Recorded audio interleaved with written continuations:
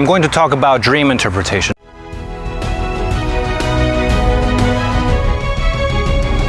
My approach to dream interpretation may be different than what you're used to, than what you find online. I don't look at the, I don't really depend on dream dictionaries or, like what the New Age people say or stuff like that. I don't, go by certain traditions, because every culture has, the symbols that you see in a dream. Every culture has something different. Every person even has a different meaning.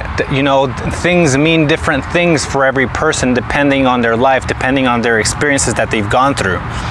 So by this, there's things, if you look at a dream dictionary, maybe there are things that are generic, that they mean the same thing for almost everybody. But you really have to look at, what you really have to look at in order to interpret your own dreams is your own subjective meaning, your own subjective experience with that item, with that object that you see in the dream. It's very subjective, or at least that's the way I approach dream interpretation. Now, the way that I approach dream interpretation, I think the best way to interpret dreams is to go down to the source, especially because it's a personal experience, it's a very subjective thing. So to go down to the source where the dreams are created, to go down to that point where your thoughts become dreams. There's a point in which you're falling asleep that you start dreaming. The things in your mind, either whether they're perceptions or whether they're thoughts, you'll notice that they'll start turning into dreams, they'll start forming into dreams. And that's where you want to go, where your experiences, whether most of the time it's thoughts, but the sensations that you're having or the thoughts that you're having start to form into dreams instead of regular waking sensations. That's how you interpret dream. The image gets developed, the image gets formed, it gets developed, and you go down, you chase it back to the source from which it came. It's something that that I kind of stumbled upon on my own, because I sleep and I pay attention to myself when I sleep. I pay attention to my mind when I sleep. But if you look it up, it's a phenomena that people call sleep thinking. And I know that a lot of creative people, you could use this for creativity, but a lot of creative people use this method to get their ideas. I haven't read any books about it. I barely looked it up on Google because I had this experience and I decided to look it up, to look into it. But it's said that Thomas Edison, when he came up with his ideas for his inventions, and not just him, but a bunch of other creative people. I think I also saw Albert Einstein's name in there as a person that used to use this type of method to get the ideas for his relativity theory or something. But definitely Thomas Edison. Thomas Edison was a proponent, and he got a lot of ideas, especially for his invention, from sleep thinking. So as I was sleep thinking, I kind of recorded myself while I was doing this, while I was in this process. And what I tried to do is I'm falling asleep. I'm in that stage in between where I'm having thoughts, but my thoughts are becoming dreams.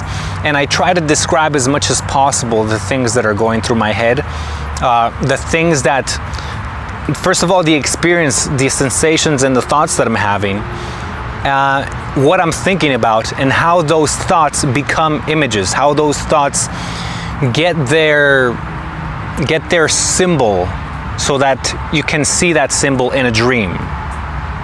So let me put it this way.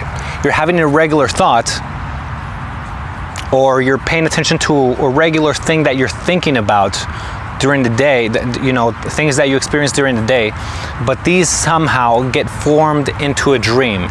The reason why I have to do it in the moment is because I'm sure most people have experienced this, but it's very difficult to remember dreams even right after you've had them. I don't know I don't know how or why that is, but sometimes I get out, sometimes I get out of that state, and it's very difficult for me to even describe. It's like the dream only makes sense while I'm having it. It's like I'm having thoughts that only make sense in the dream. I've described it like that before. I think that phenomena has to do with the impressions that you get while you're falling asleep. These impressions, they're kind of like half thoughts. They're not full thoughts, they're half thoughts. And that's a weird concept because it's kind of like you know, digging half a hole. If you dig half a hole, which it's conceptually impossible, because if you dig half of a hole, what does it mean to dig half a hole? If you dig half of a hole, then it's basically a hole. It's not half a hole. Any hole that you dig, no matter what size it is still a hole. It can't be half a hole.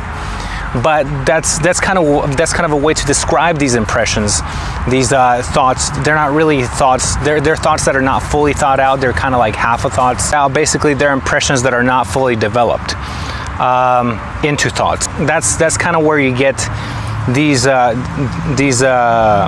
source material from these impressions, and these are just sensations. These are basically just sensations that you have in your body, that you have all the time.